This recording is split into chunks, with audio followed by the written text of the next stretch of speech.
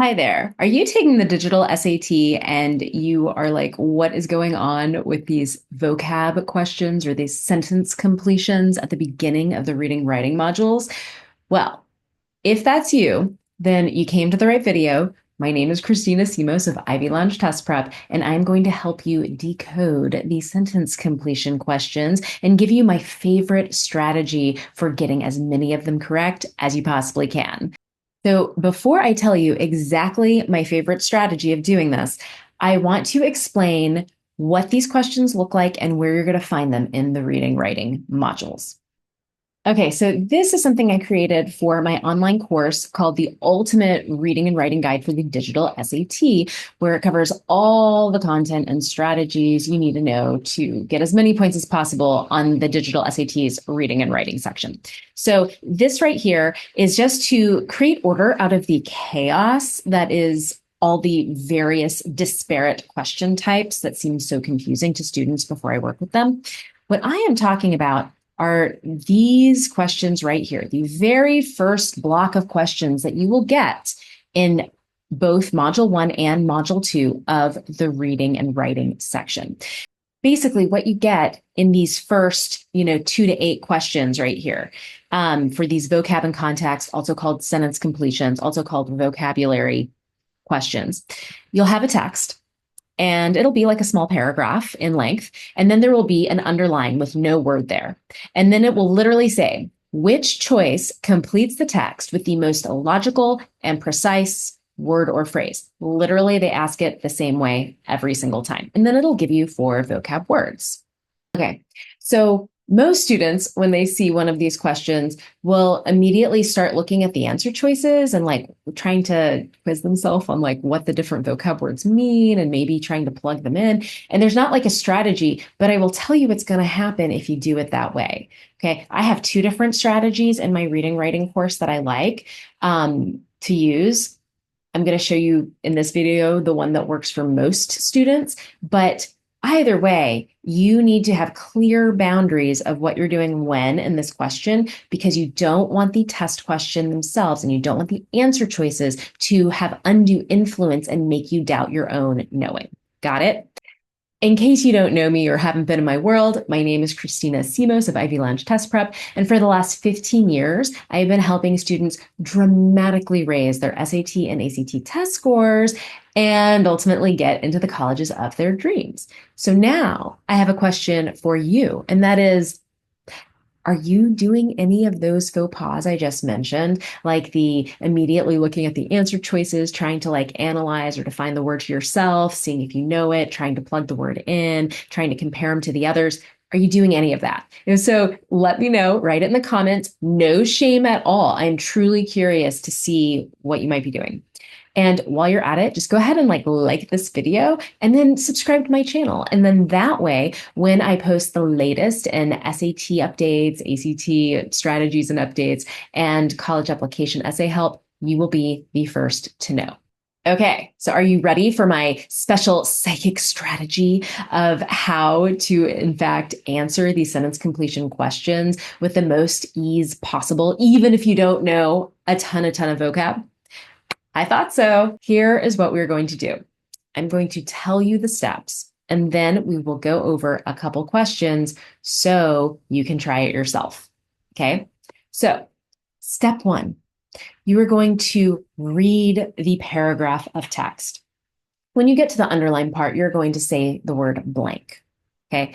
So, that is step 1, is read it, say blank where you see the blank, and whatever you do, do not look at answer choices. Okay, that's step 1. Now, step 2, this is the most important part. I understand it's the digital SAT. You still have scratch paper. Somewhere with your scratch paper and your pencil, okay, you are going to write down what you think goes in the blank. Now, this does not have to be like a fancy vocab word. It could be a simple word. It could just mean helpful, good, bad. Like it literally could mean anything. You could have a phrase. You could have a couple different options.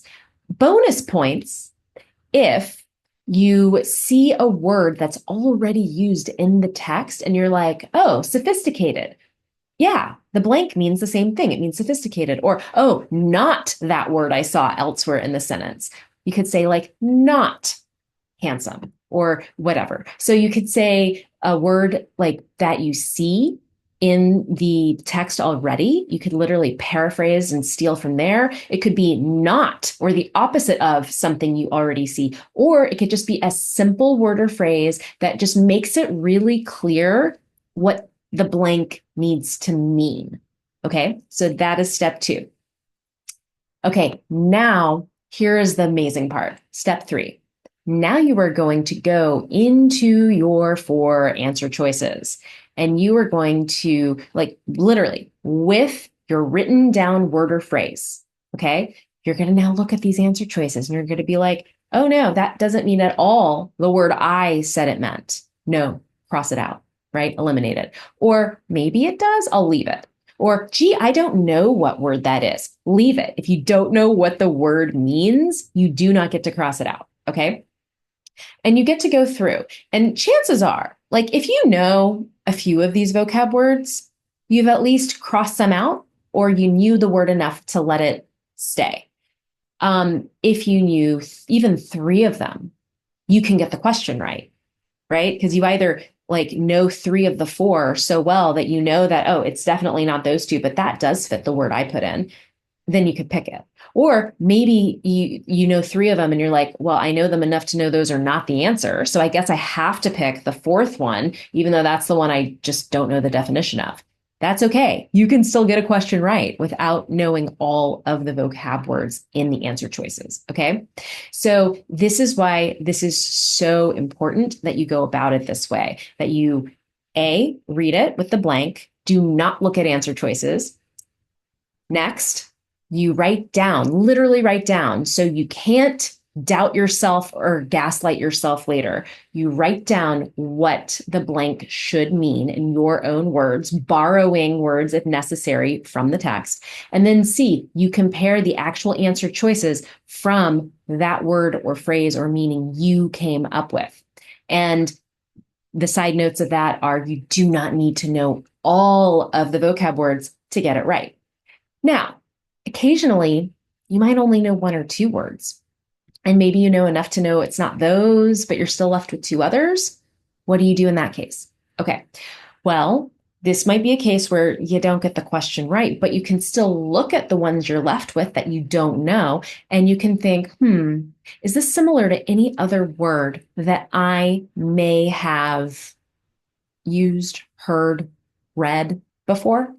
Like, if that's the case, or like part of it is, similar to something, that might help you or just give you a feel for it. So that's one thing you can do. If you happen to know any Greek or Latin roots, that's super helpful, but not required. But usually if you can just think of what other word does this kind of look like? What did those words mean? That might be enough to help you jog your memory. Okay. Again, no shame. If you only know 1 or 2 words, you might still get it wrong. But the beauty is, if you knew those 1 or 2 words, that's enough. Like if you knew one of them and you're like, oh, that definitely means the thing I think, great, you got it right. But if you only know 1 or 2 words, but it's enough to cross them out because those aren't it, guess what? You now have a 50-50 shot at getting it right out of the remaining 2.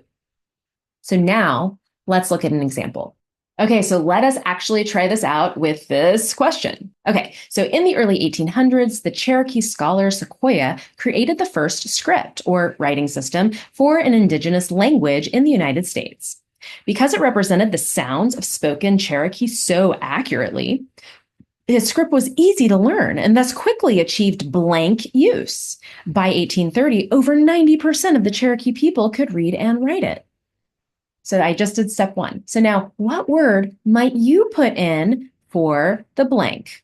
Okay. Remember, we're not looking at anything else, and use what we have, right? His script was so easy to learn and thus quickly achieved blank use. By 1830, over 90% of the Cherokee people could read and write it. So a lot of use, maybe widespread use, something like that, ubiquitous. I don't know. So you might say one of those things. And so now that you have, like, basically there's a lot of use, everyone's using it. That is the meaning. So now that we have literally, you've written this down, right, on your scratch paper with your pencil. Now we're going to actually go to answer choices. And we're like, oh, literally, I said the word widespread. That is the word. Done, right? Still want to check out the other three, but you're basically done.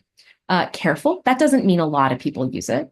Unintended, no, the whole point is so many people are using it. Widespread, it's everywhere. That's not the same. Infrequent, no, that's the opposite of everyone using it. So this was a pretty easy question to know that it's going to be A. Okay, now let's just try another. So we're going to do 3 steps.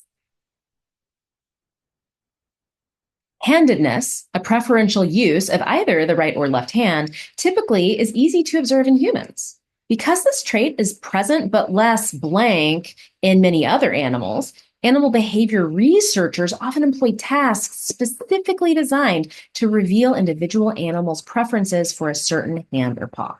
So that was step 1.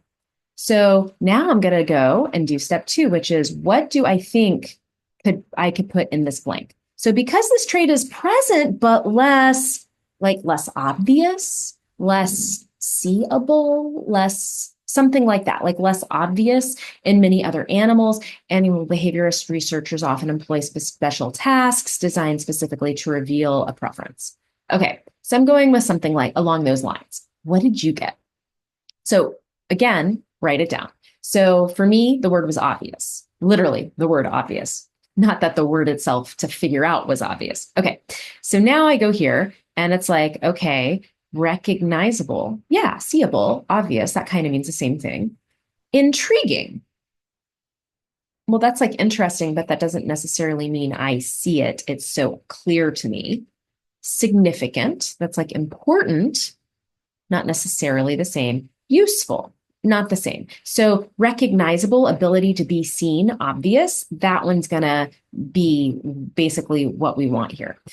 Do you basically see like how easy that can be? It's literally 3 steps. First, you read it, you say the word blank, you do not look at answer choices. You write down the word or phrase, even in very simple terms, that you think it means. Even if you don't quite know, a positive or a negative slant, that can be enough. You write it down. C, you compare the answer choices to what you wrote down so you do not get unduly influenced and confused and start doubting yourself. So that, my friends, is my favorite psychic strategy for how to answer the sentence completions or the vocab questions on the digital SATs reading writing section. So if you like that strategy and you want more where that came from, I have 2 things for you. One is I have, again, my online course, which is the ultimate reading and writing guide for the digital SAT. Again, there's a grammar book in there. It teaches you everything you need to know, all the question types, all the strategies to ace all the reading and writing questions in the reading and writing modules of the SAT. Or I also have a really cool free training called The 3 Mistakes That Most Students Make on the Digital SATs reading and writing section and how to fix them. So check it out in the link below.